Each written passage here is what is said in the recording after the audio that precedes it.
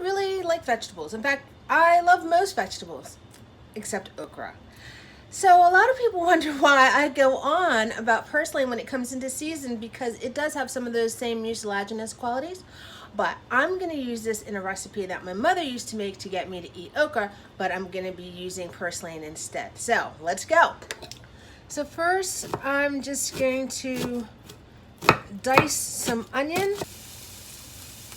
Now if you have just corn that are niblets, that's fine, but I have a corn zipper that will help me use fresh corn instead.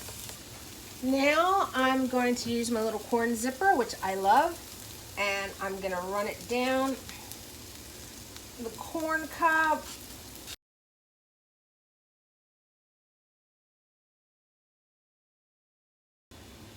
To that, I'm adding some fresh chopped tomatoes, or if you're in the UK, tomatoes. And I'm just going to let this cook down.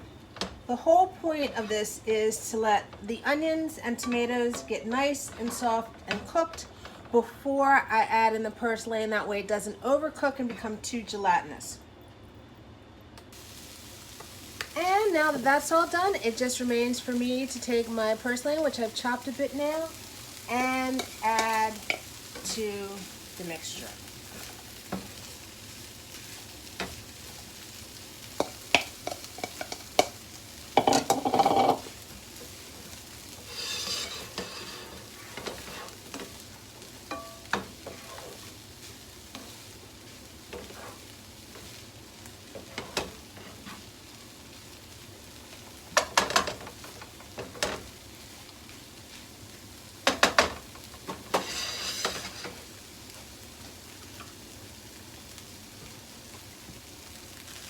And there you have it.